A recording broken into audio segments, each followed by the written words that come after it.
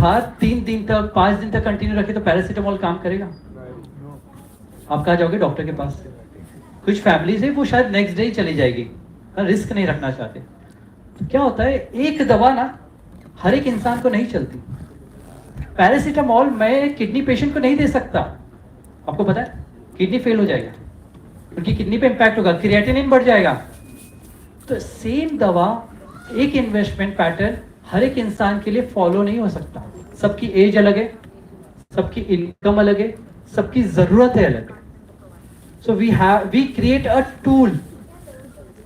This is a great saying, एक बड़ी मशहूर बात है कि अपने अंडों को, eggs, never keep all eggs in one basket.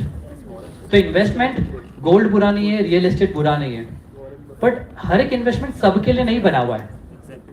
तो हम इन्वेस्टमेंट्स के पोर्टफोलियो बना के देते हैं, आपको बकेट्स बना के देंगे।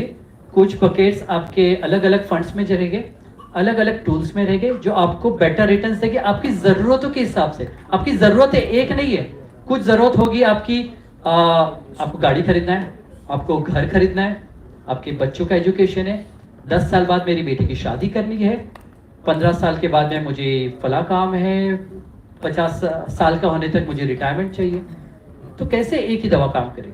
तो we create an portfolio of different investments. उसके जी नहीं please. So sir, in short, on a client basis, you develop the portfolio. Yes ma'am. So over the year of experiences, can you just summarize that? What are the best investment options, which is according to the regular income or the middle class people, sir? No generalization. So, no generalization, definitely. See, benchmark बड़ा simple है, आपका हर साल 10% से at least बढ़ रहा है, तो आपका इन्वेस्टमेंट ऐसा हो जो 10% से ऊपर जनरेट करे। ये बेंचमार्क एक जनरल आंसर है, बट फॉर हर एक की नीड के हिसाब से we plan for every client differently, depending on their age, depending on their goals and their requirement. Thank you for the answer, sir. I'm really impressed that you are developing the customer need-based portfolio, sir. Thank you. Any question, please? Yes. I think. Is there any question? कोई और All सवाल done? आपके जहन में? हाँ sir.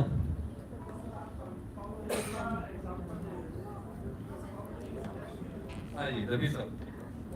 Sir concern यही है। Mic लीजिए सर।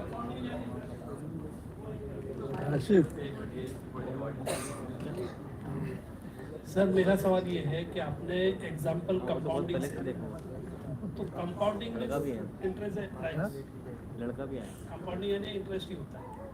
तो आप जब पोर्टफोलियो बनाते हैं तो वो इन्वेस्टमेंट किस तरह का होता है?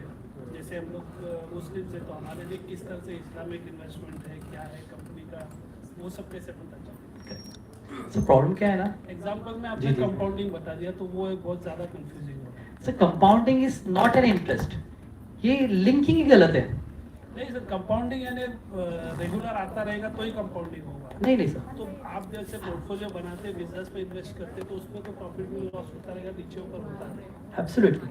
एग्जांपल में कंपाउंडिंग है, यानी कंपाउंडिंग यानी इन्वेस्टमेंट। हाँ, मैं इसको क्लैरिफाई कर देता हूँ, ये मिथ है सर। मैं आपको इसका रिटर्न डॉक्यूमेंटेशन एक्सप्लेनेशन के साथ में प्रूव कर सकता हूँ, ठीक है। Compounding is not an interest, it's a multiplication. Interest क्या होता है सर, आप एक परसेंटेज को डिसाइड कर लोगे, 10%, 12%, 13%।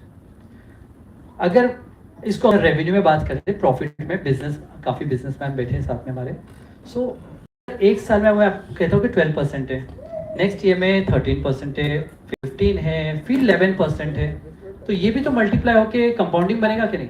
ये भी मल्टीप्लिकेशन करके कंपाउंडिंग बनेगा। So we have many target audience. हमारे पास में जो क्लाइंट्स है ना, we have across the globe. मेरे इन्वेस्टर क्लाइंट्स दुबई से भी है सर, मस्कत से भी है, कतर से भी है, अमेरिका के भी है, कनाडा से भी है, अक्रॉस कंट्री भी है। सो जिनको जो रिक्वायरमेंट है हम उनके प्रोडक्ट्स वैसे डिफाइन करके देते हैं, हम वही हेल्प करते हैं ताकि जिसकी जैसी जरूरत उनको वैसा प्रोडक्ट। Any question?